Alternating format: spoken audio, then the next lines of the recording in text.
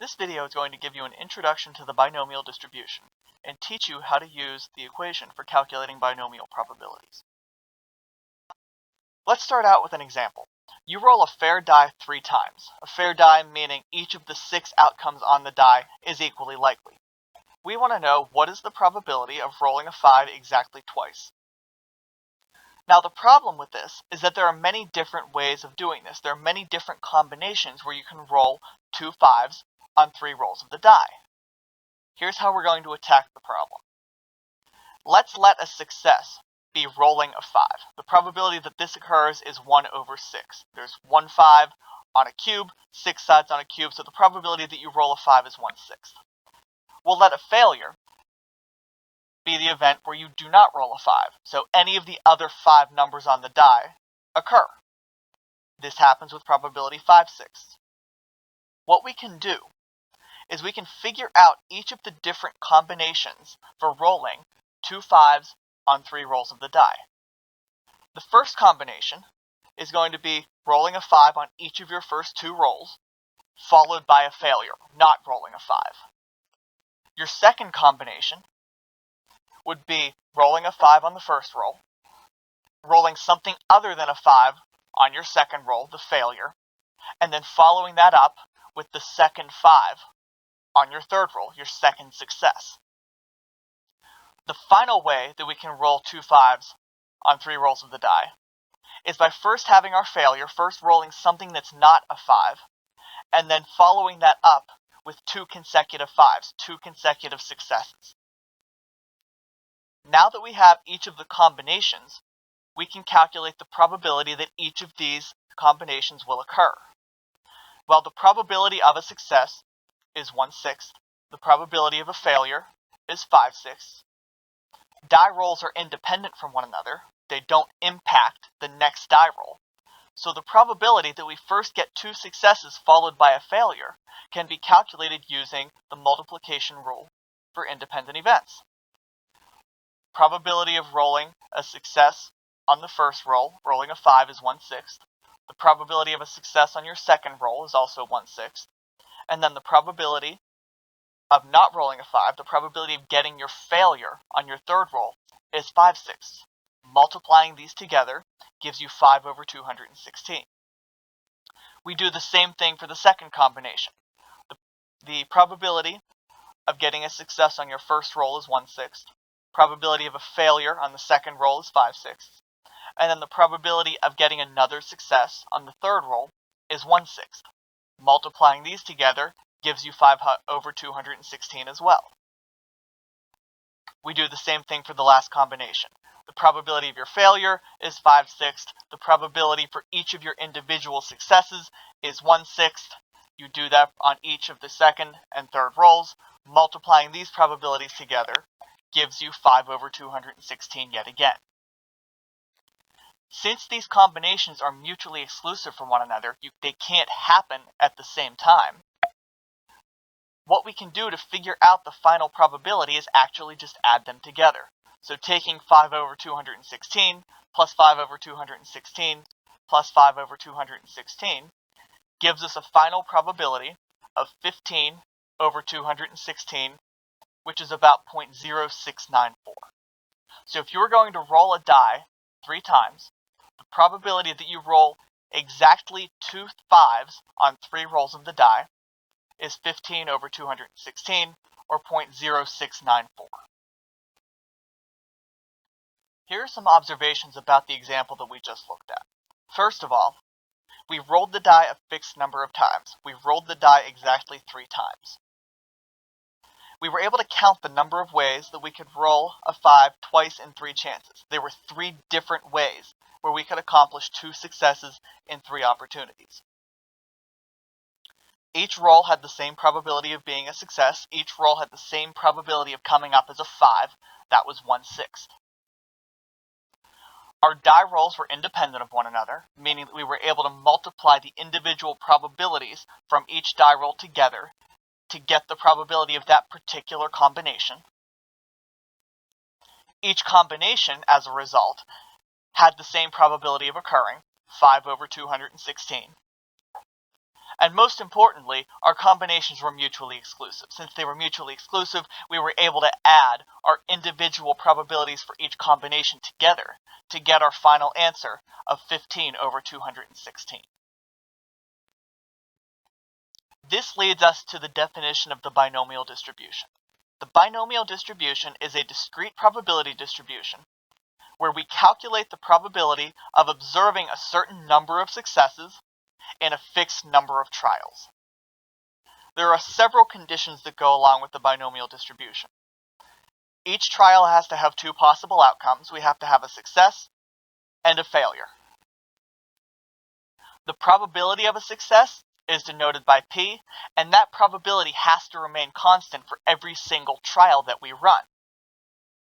The probability of a failure has to be 1 minus P. If we only have two possible outcomes, a success and a failure, and the sum of these probabilities has to be 1, because that's one of the rules of probabilities, the probability of a failure has to be 1 minus the probability of a success. The number of trials that we run are denoted by N, and our desired number of successes that we want is denoted by K. Most importantly, each trial has to be independent from every other trial. One trial cannot impact the result of any other trial whenever you do something involving the binomial distribution. Before I can show you the formula that we use to calculate binomial distribution probabilities, I first have to define what the factorial of a number means. So let's let k be any non-negative integer. Then the factorial of k is denoted by k with an exclamation point after it. The exclamation point stands for factorial. So k factorial is equal to k times k minus 1 times k minus 2 times all of the remaining integers down to 2 times 1.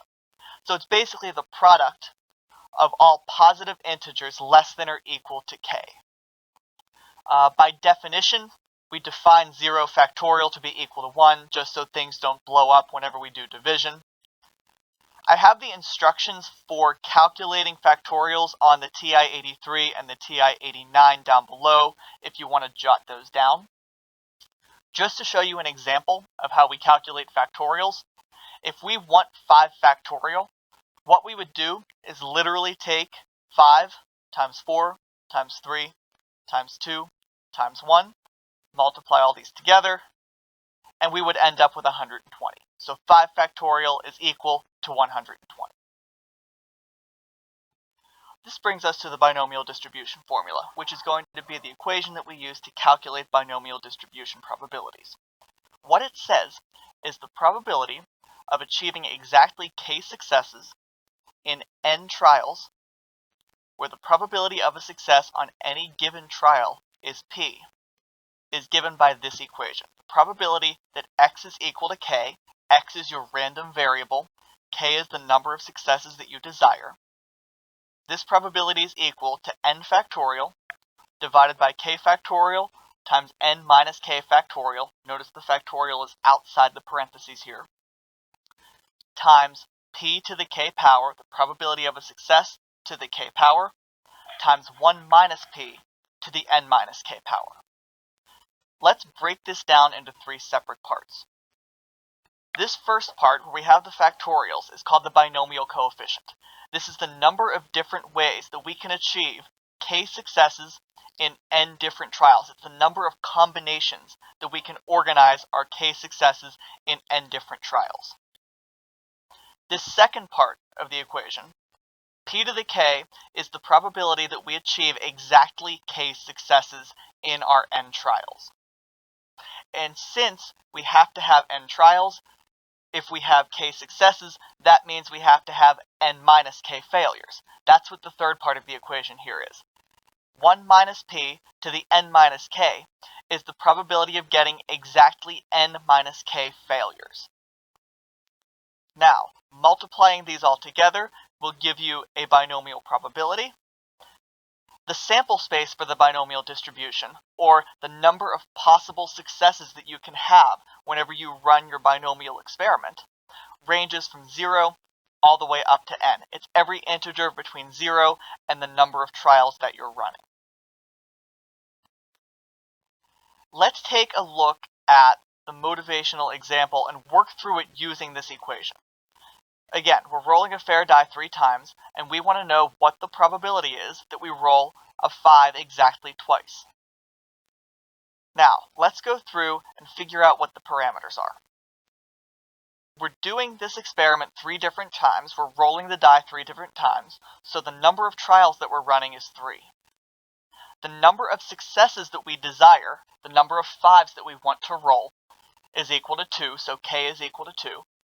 And the probability that we get a success, the probability that we roll a 5 on any one of these trials, is equal to 1/6. Now, what we're looking for is the probability that x is equal to 2. Take a look at the equation down in the bottom left. We're just going to fill in all of the information that we know. Now, out in front for your binomial coefficient, you know that you're running this thing 3 times. You're rolling the die 3 times. So up top is 3 factorial. The number of successes that we want is equal to 2. So the denominator is going to be 2 factorial times the number of failures, 3 minus 2, that number factorial. Multiply that by the probability of getting exactly 2 successes, 1/6 squared, times the probability of getting exactly 1 failure, 5/6 to the first power. Simplifying this gives us 6 over 2 times 1 times 1/6 squared times 5/6 to the first. Simplifying the binomial coefficient gives us a 3 out in front. If you recall, there were 3 different combinations that we had for rolling 2 5s on 3 rolls of the die. That's our binomial coefficient, multiplied by the probability that we get exactly 2 successes, that's 1 over 36, times the probability of getting exactly 1 failure, 5/6 to the first is just 5/6. Multiplying this out gives us our 15 over 216. In decimal form, we have 0.0694. So at this point, if you feel like you understand the binomial distribution, you understand these types of problems, you can go ahead and stop the video. If you'd like to see another example, I'm going to go ahead and do one more example here at the end. So for this example, 65% of people pass their driver's test on the first attempt. We take a random sample of 7 people independently from one another, and we want to know what is the probability that exactly 4 of these people passed on their first attempt. Before we can jump into anything, we need to figure out what the parameters are. Well, the number of trials that we're running is equal to 7. We're selecting 7 people at random independently from one another. That's the number of trials. The number of successes that we desire is 4. We're considering a success being passing your driver's test on the first attempt. We want to know what is the probability that 4 of these 7 people are successful. The probability of a success is 0.65. Since we're selecting these people independently from one another, if one person passes, it doesn't impact the probability that another person passes their driver's test. So, here are our 3 parameters.